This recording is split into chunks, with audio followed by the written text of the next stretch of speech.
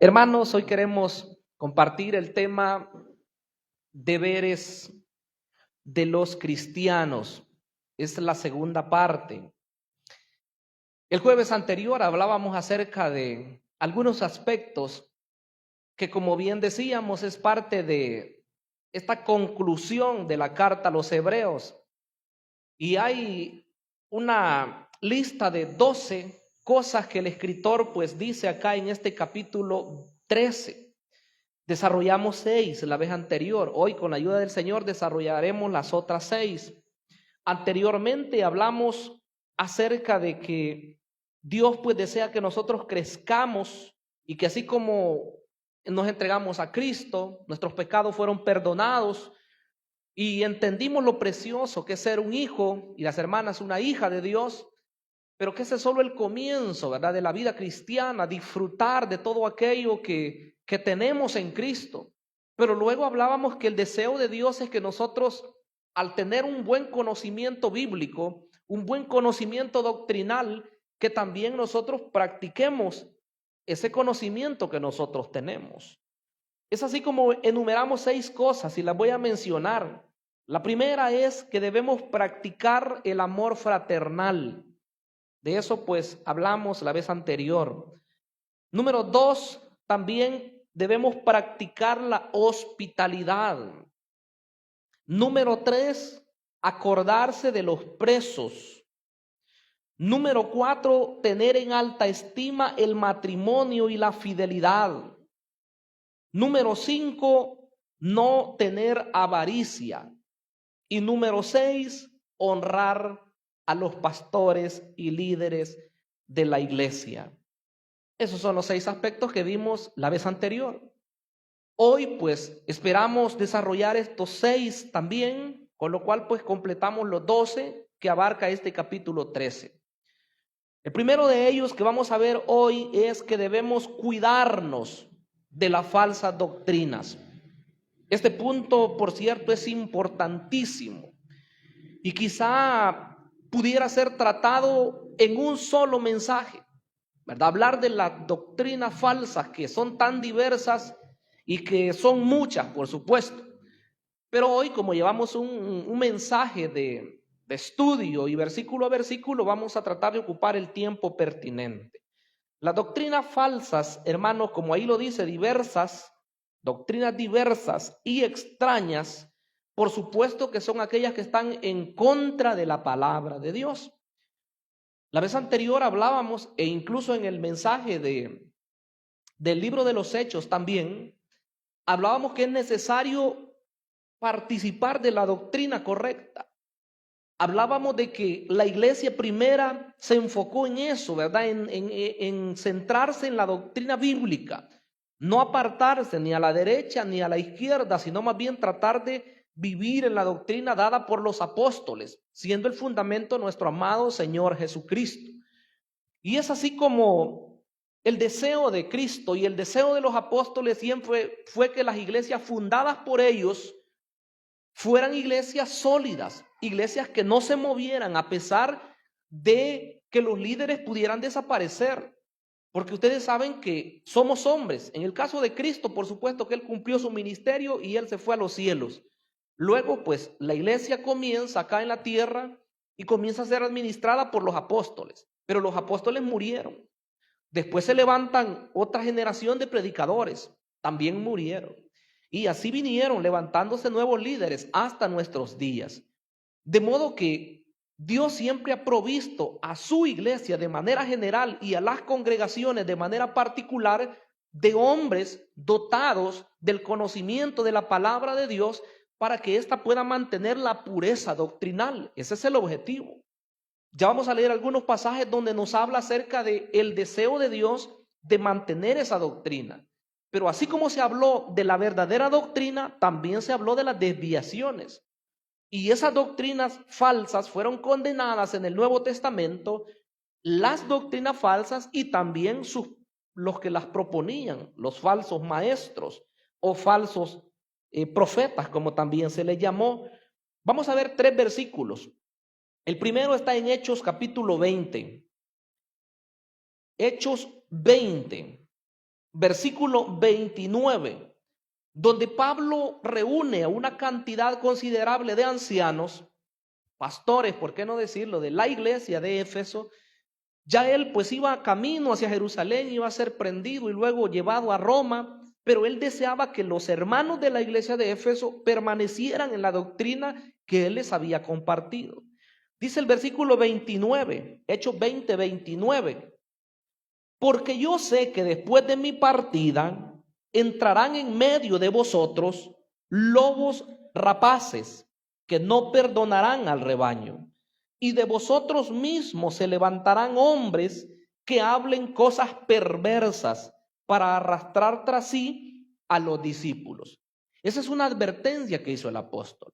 En una iglesia que podríamos decir nosotros que era de lo mejor, hablando doctrinalmente. La iglesia de Éfeso era de las iglesias más conocedoras de la doctrina bíblica y que habían disfrutado de los mejores maestros y expositores bíblicos. Al hacer un resumen podemos ver en los diferentes libros de la Biblia que en ese lugar, por supuesto, Pablo fundó la iglesia, pero ahí hubieron hombres de predicación, con una predicación así, hermanos, muy fogosa, como Apolos, también predicó en la iglesia de Éfeso. Encontramos también en ese mismo lugar, más adelante, al gran apóstol Juan, uno de los hombres, o el último, mejor dicho, de los apóstoles que sobrevivió. De modo que la iglesia de Éfeso, bueno, el mismo Timoteo también, la escritura dice que Pablo hubo un tiempo que lo dejó en Éfeso. De modo que Éfeso podría decir que tenían, como hoy se dice, ¿verdad?, la crema y la nata de los predicadores, lo mejor. Disfrutaban de diferentes sermones, así como hombres como Apolos que predicaban un mensaje evangelístico, fogoso, lleno del Espíritu, así como también maestros y enseñadores como Pablo, como Juan y como el mismo Timoteo, que se cree que era un pastor. Pero la advertencia era, cuídense de los hombres que van a entrar encubiertamente, pueden entrar para enseñar cosas erróneas, o de ustedes mismos, les dijo el apóstol, se pueden levantar hombres perversos, esa es la palabra que usa, que lo que van a querer hacer es arrastrar discípulos tras ellos, porque no les interesará el rebaño, dicen, no lo van a perdonar. Pero otro pasaje que encontramos es Romanos 16, instrucciones de Pablo también. Romanos, en el último capítulo, en el 16 y versículo 17, entre tantos consejos al final que el apóstol dio, está este. Dice, mas os ruego, hermanos, que os fijéis en los que causan divisiones y tropiezos en contra de la doctrina que vosotros habéis aprendido, y que os apartéis de ellos, porque tales personas no sirven a nuestro Señor Jesucristo, sino a sus propios vientres, y con suaves palabras y lisonjas engañan los corazones de los ingenuos. Mire la palabra que usa Pablo, muy certera. Dice, fíjense en aquellos que causan divisiones. Fíjense. Y luego dice, y apártense de ellos. Porque estos hombres, dice, no sirven al Señor Jesucristo. Estos hombres sirven a sus propios vientres, como quien dice, ellos mismos quieren satisfacer sus deseos, sus anhelos, que no son espirituales, sino que son carnales. Entonces dice el apóstol, apártense de ellos. Fíjense en lo que causan divisiones. Pónganles atención, dice el apóstol. Veamos el siguiente pasaje, en Efesios 4:14. Efesios 4:14. Aquí se habla un poco acerca del propósito de los ministerios dados a la iglesia. Y mire lo que dice. 4:14, para que ya no seamos niños fluctuantes, llevados por doquiera de todo viento de doctrina, por estratagema de hombres que para engañar emplean con astucia las artimañas del error.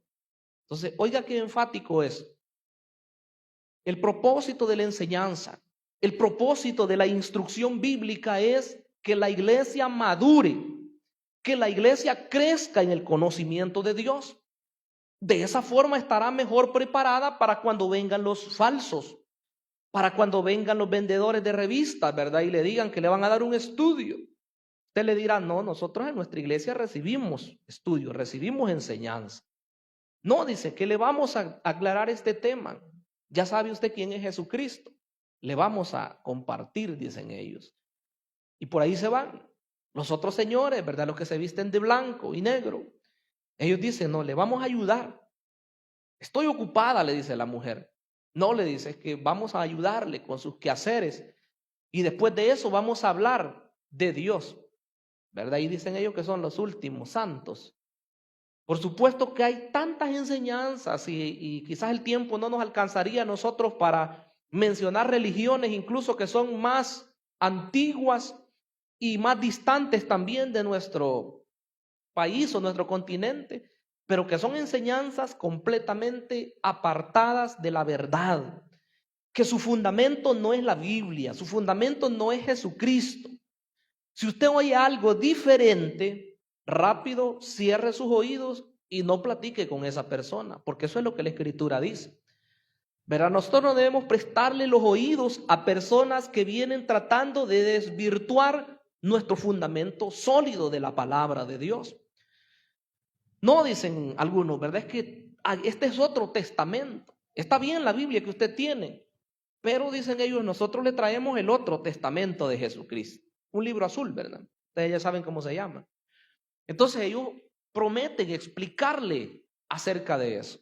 Y claro, cada religión pues tiene sus libros y así los proponen y así ellos dicen, nosotros queremos mostrarle una nueva revelación. Religiones e iglesias, hermanos, que no están basadas en Cristo, que su fundamento no es el Señor. Su fundamento muchas veces es un hombre. Y tantos que se conocen, pero que de repente algunas de ellas ya desaparecieron, otras siguen. Pero algunos ya desaparecieron, falsos, como aquel hombre, ¿verdad? Que decía que él era Jesucristo hombre. Tenía seguidores. Hasta a El Salvador vino, pues, lo sacaron en los noticiarios, ¿verdad? Y venía quemando Biblias, porque primero él decía que era el anticristo, tatuaba a las personas con 666. Y bueno, al final él dijo varias cosas. Dijo que era el anticristo, dijo que era el apóstol Pablo reencarnado, y decía que era un ángel, y por último dijo que él era Jesucristo. Total, ese hombre murió, pero su movimiento no desapareció, siguió.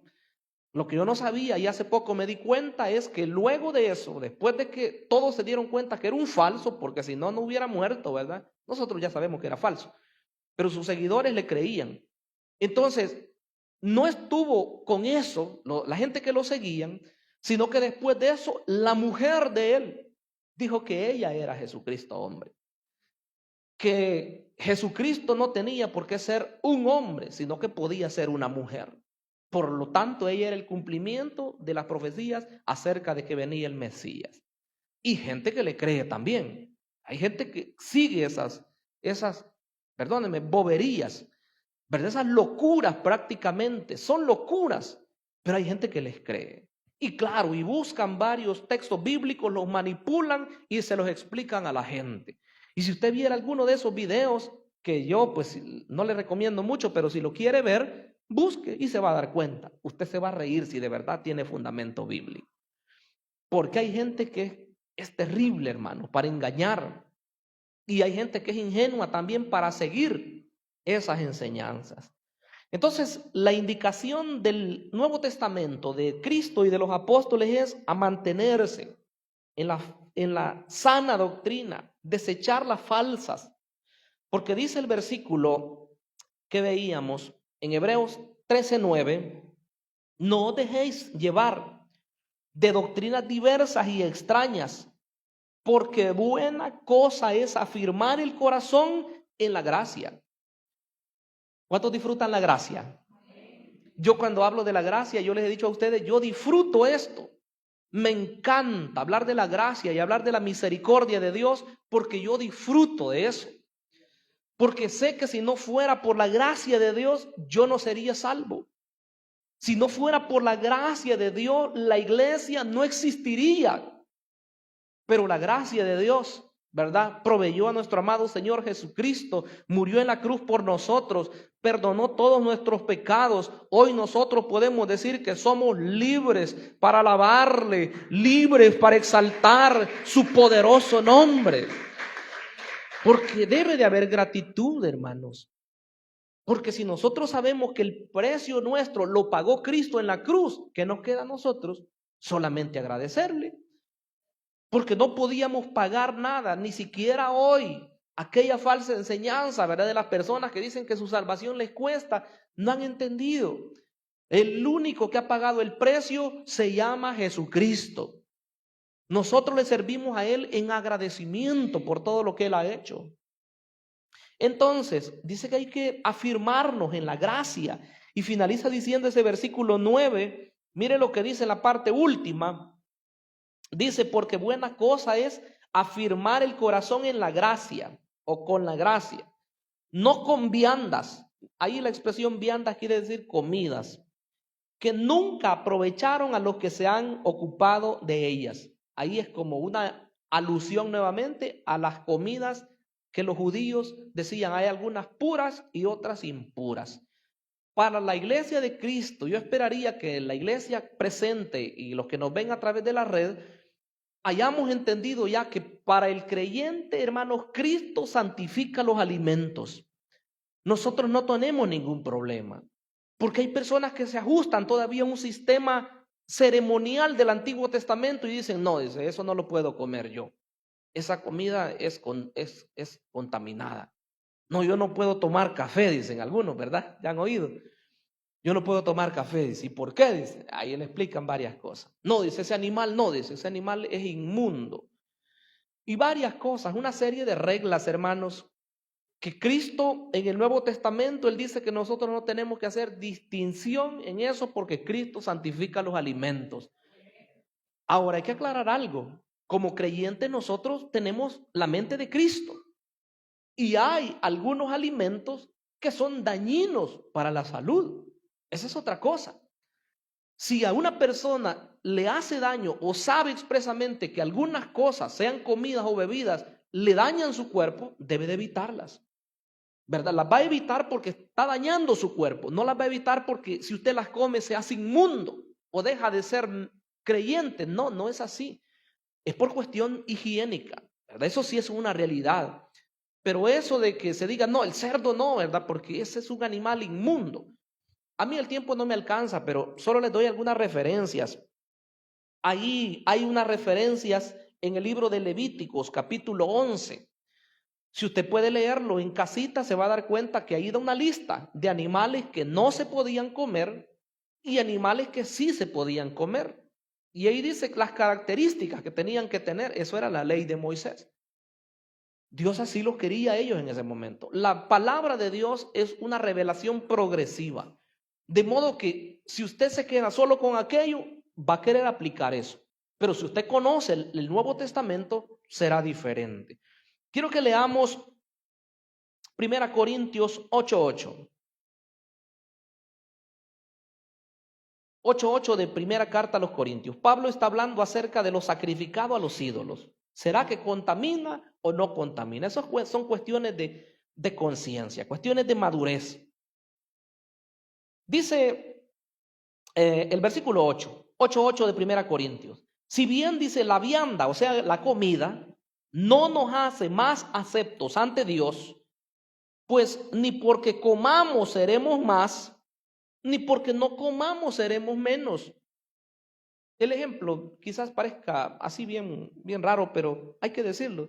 El cerdo, vaya, lo que es lo que más hablan las personas. Si usted come cerdo, no va a ser más santo ni menos santo, ¿verdad? No lo es. Son comidas.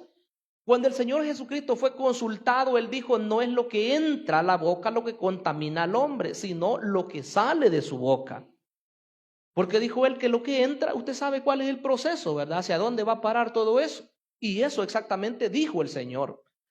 Entonces dijo Él, pero lo que sale por nuestra boca, hablando de las palabras, eso sí contamina al hombre. Dijo, hablando de las cosas malas, por supuesto.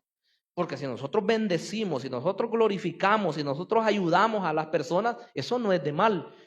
Pero él dijo que del corazón sale lo que se dice por la boca. De dentro del corazón, dijo él, salen los adulterios, las fornicaciones, las envidias y toda la línea de pecados que se mencionan ahí. Entonces, ¿de dónde salen? De adentro. Eso sí contamina al ser humano, dijo el Señor. Entonces hay que ser cuidadosos, pero la comida no. También Romanos 14:17, pero quiero que leamos 1 Timoteo 4, porque dije que el tiempo va avanzando.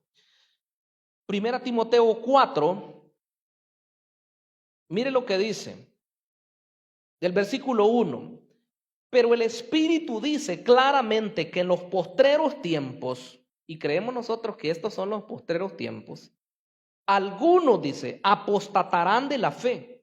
Apostatar significa negar la fe, volverse atrás. Como que alguien dijera hoy, ya no me hablen de iglesia.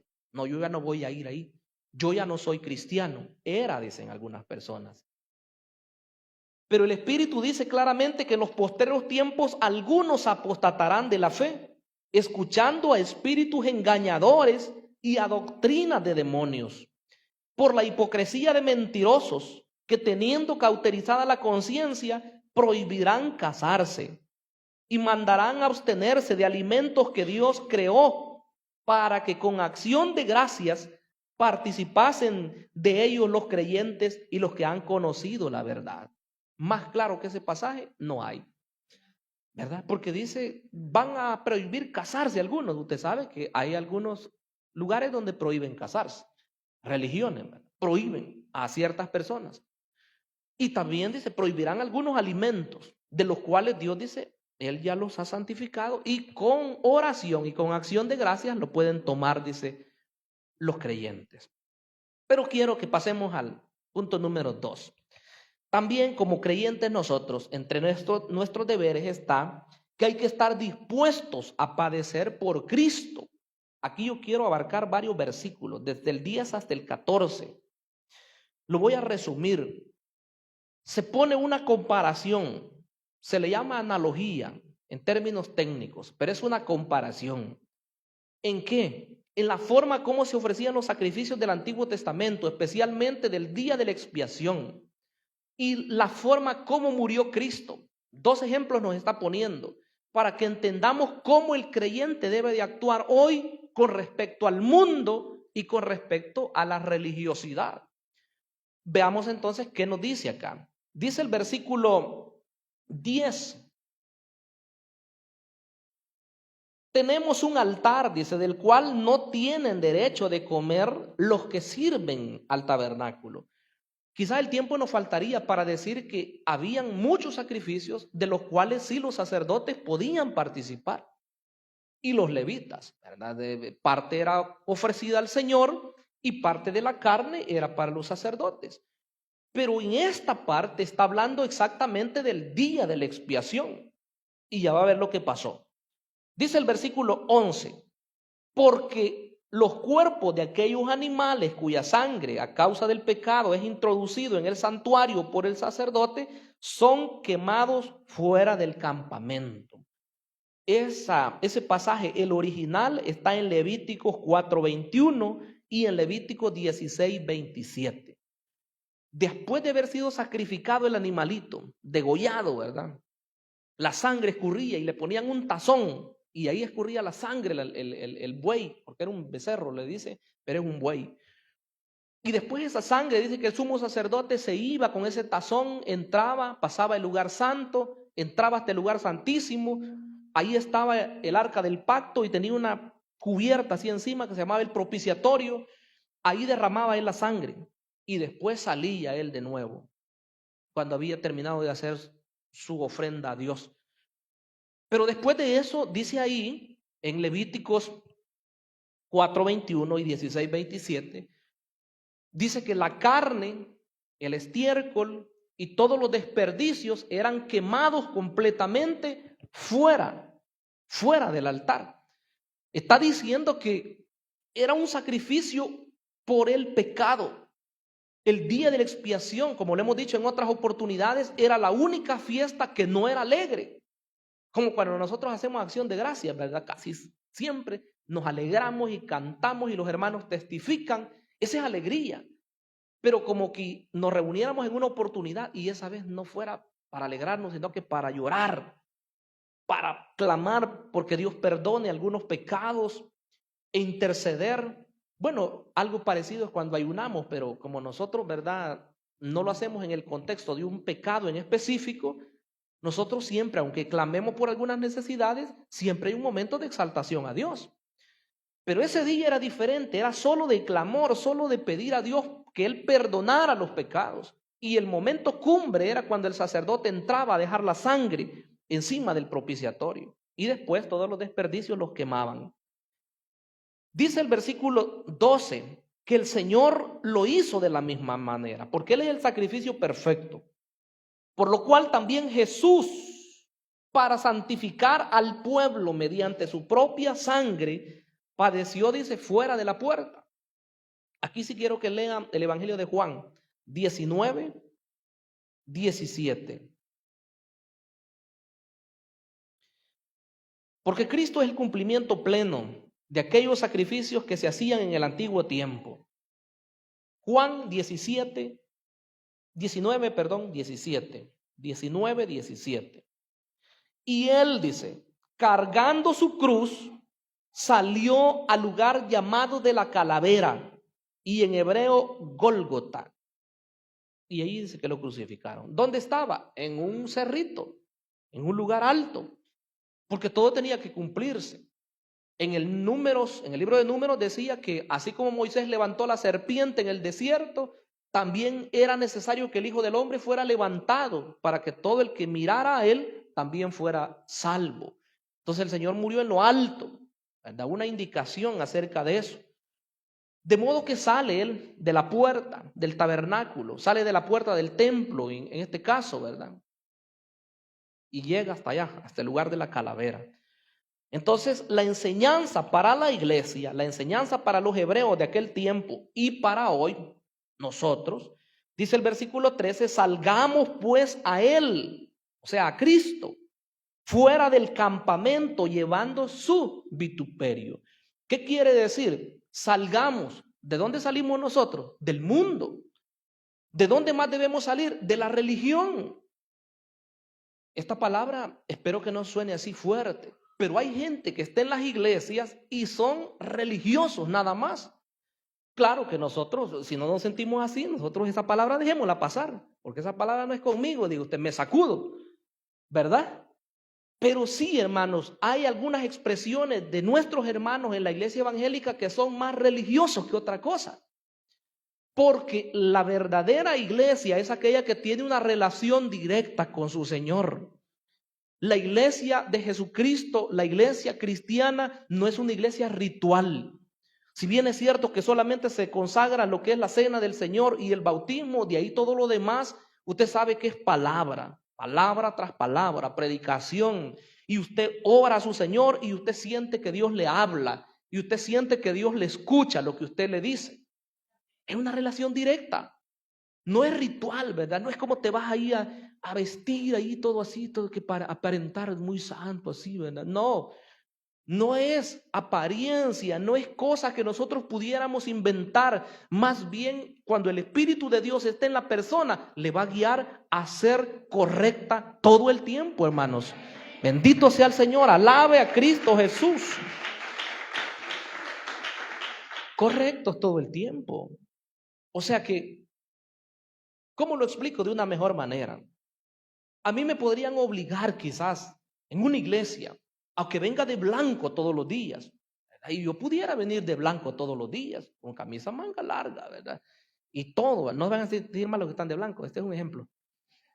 Venir así, ¿verdad? Muy bonito, todo y bien limpio y todo. Ay, el hermano, ¿verdad? Que santificado viene el hermano. Solo así lo vemos que se viste. Pero ese es lo externo. Y lo interno.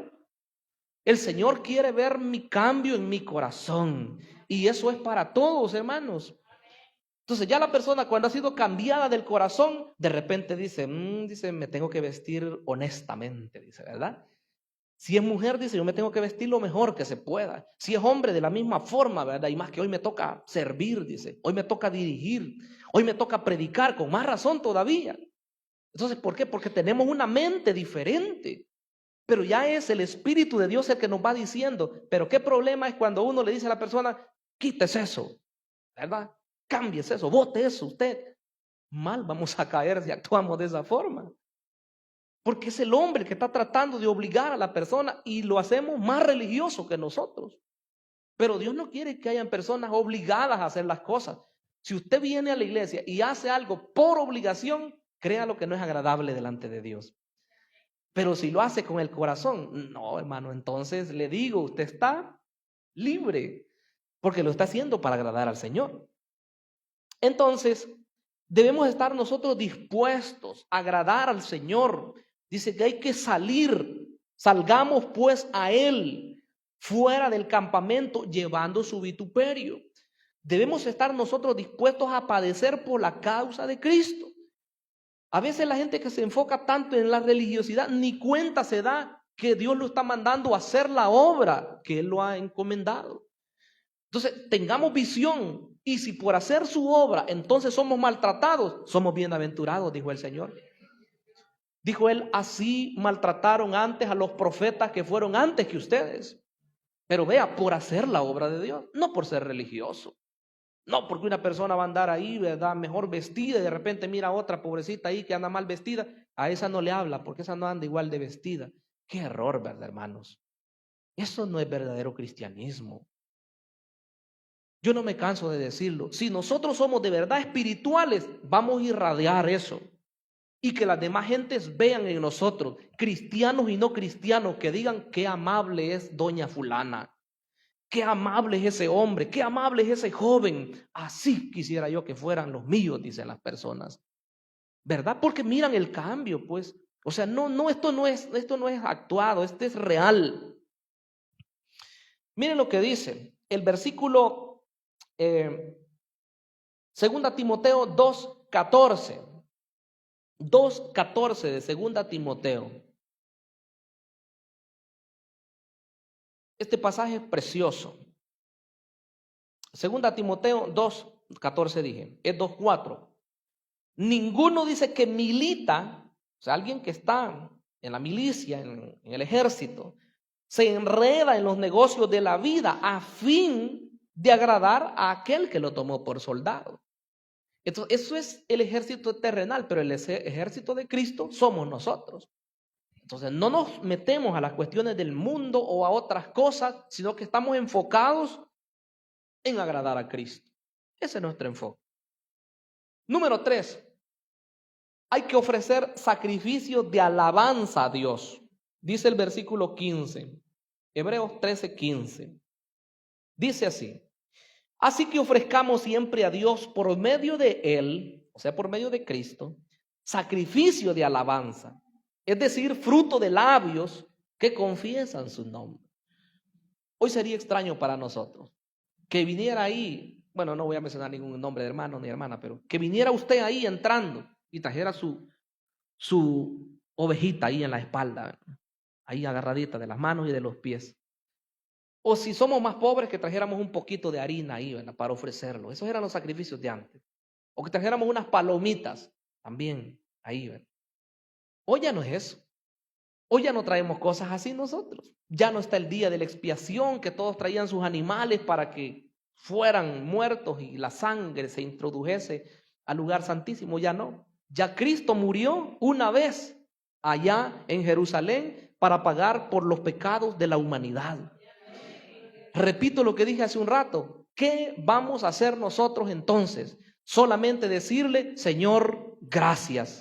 Señor, tú pagaste mi deuda y hoy solamente quiero agradecerte.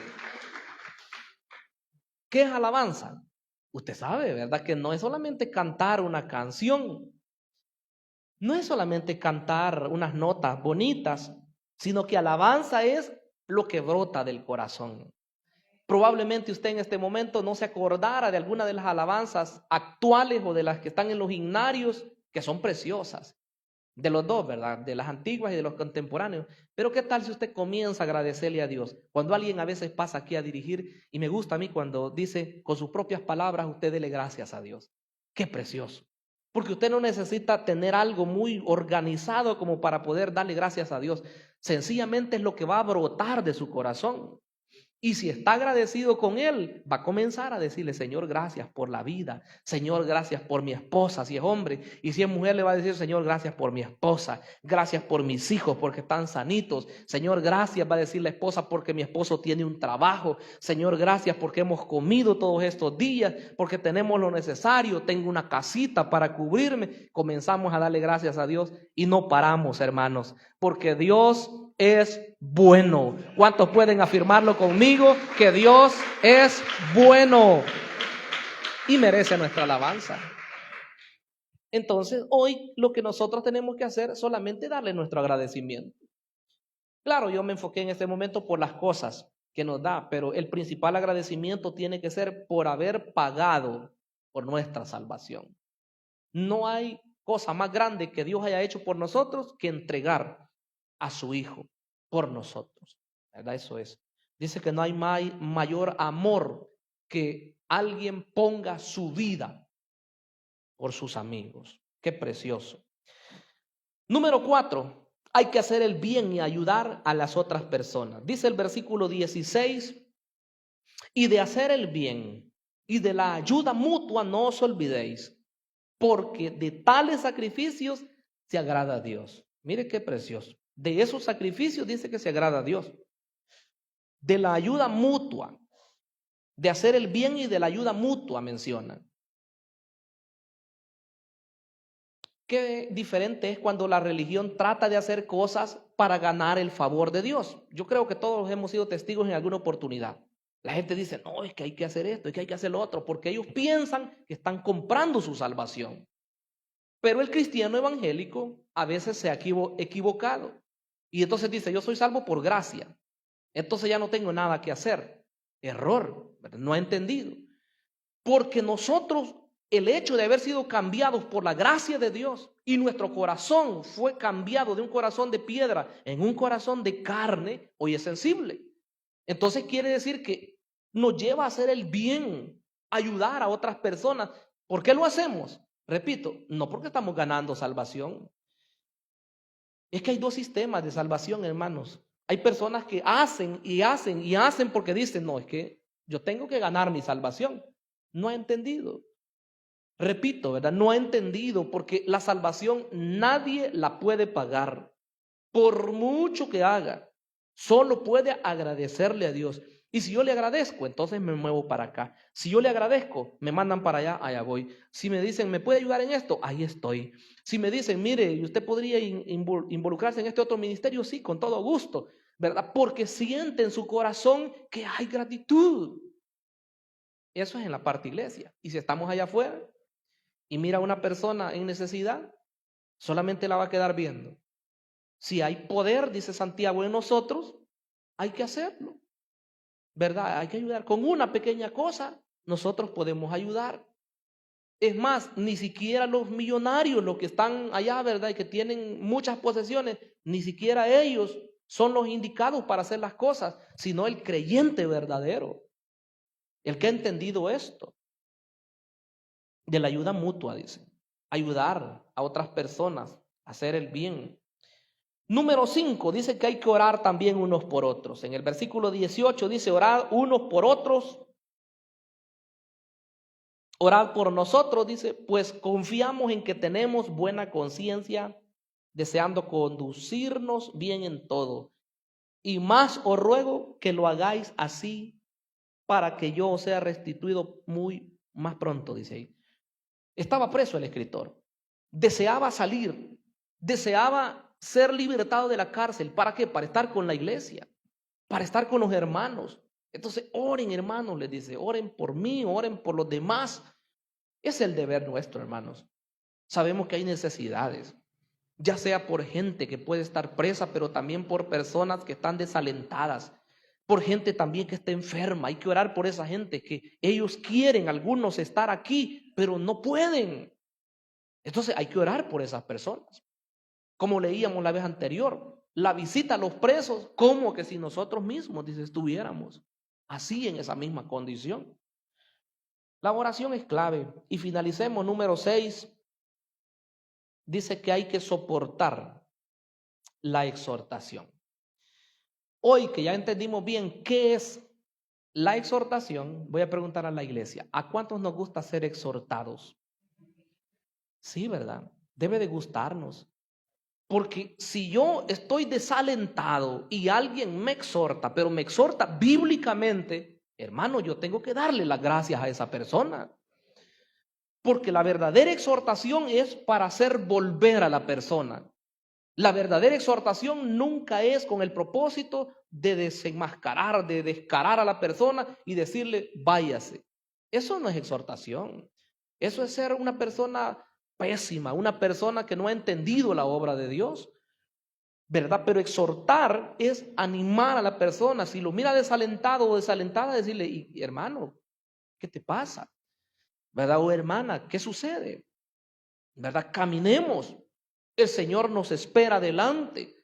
Debemos seguir batallando, no debemos cansarnos. Esas son palabras. Entonces dice en el versículo 22, en la parte de los saludos y la despedida, os ruego, hermanos, que soportéis la palabra de exhortación, pues os he escrito brevemente. Cuando yo leía este versículo me llamaba bastante la atención. ¿Cuántos capítulos ha escrito el hombre? 13.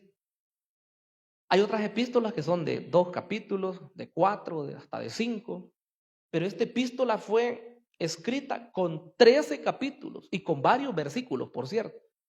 Y él dice, soporten la exhortación. Les ruego que soporten la exhortación, porque yo les he escrito brevemente. Cuando él dice esta, la exhortación se refiere a todo el libro, a toda la carta, porque si ustedes se fijaron, casi todo estaba enfocado a que los cristianos deben de permanecer, porque ellos estaban a punto de huir y volver a su práctica antigua, al judaísmo. Y si nosotros estábamos pensando eso también, esta carta que nos haya solidificado, que nos haya hecho reaccionar que en Cristo lo tenemos todo. Así que nosotros debemos soportar la exhortación. Pero les dije que pensaba cuando leía esto. Y yo solamente pensaba en aquellas personas que hablan bastante, ¿verdad? Y bueno, y mi sermón ya se prolongó un poquito. Que hablan y hablan las personas y al final dicen, bueno, y con estas pocas palabras yo les he podido saludar. Pocas palabras, ¿verdad? Pero se llevó como 15 minutos en su saludo o más. Entonces hay gente que habla bastante. Este escritor hablaba bastante. Entonces él le dice, soporten esa exhortación. La epístola iba enfocada a eso. 3:13 de este libro, la última cita que les voy a dar. 3:13 de Hebreos dice, antes exhortaos. Si leemos el 12 dice, mirad, hermanos, que no haya en ninguno de vosotros corazón malo de incredulidad para apartarse del Dios vivo.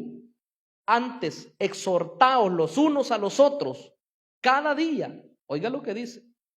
Exhortaos los unos a los otros cada día, entre tanto que se dice hoy, para que ninguno de vosotros se endurezca por el engaño del pecado. Entonces, el escritor nos da la pauta para que cada uno de nosotros nos exhortemos día tras día, dice. Darnos ánimo, animarnos a seguir adelante y decir, lleguemos hasta la patria celestial. Ese es el objetivo. Hermanos, que Dios nos ayude y nos haya bendecido a través del estudio de esta carta a los hebreos, la cual pues hallamos varias exhortaciones en las cuales pues se instó a los creyentes a permanecer fieles siempre a su Señor y que en Cristo nosotros lo tenemos todo. Inclinemos el rostro. Padre, que estás en los cielos, te damos las gracias. Mi gran Rey, mi Señor, eres bueno, eres maravilloso. Muchas gracias, Señor, por hacernos reaccionar, hacernos reconocer que en ti estamos seguros, que no tenemos que retroceder, ni tampoco dejarnos desviar por enseñanzas, Señor, contrarias a tu palabra, que nos hagan ver que hay una mejor oportunidad, una nueva salida, No, Señor. Enséñanos cada día. Te lo pedimos, Señor, que nunca falte la buena palabra, que nunca, Señor, falte la instrucción a nuestras vidas, pues solamente de esa forma podremos estar seguros, anclados en tu palabra, Señor, la que nos da seguridad, la que nos lleva, Señor, con pie firmes hasta el día, Señor, que tú nos llames a tu presencia, o hasta el día que tú vengas por tu iglesia. Señor eterno, guíanos, te anhelamos, y así como lo dice el último libro de las Escrituras, deseamos, Señor, tu venida. Te pedimos, Padre, que obres en cada corazón, y como dice el escritor sagrado, sí, ven, Señor Jesús. Ese es nuestro anhelo. Anhelamos tu venida, Señor, en Cristo Jesús. Amén y amén. ¿Cuántos decimos amén? Amén. Gloria a Dios.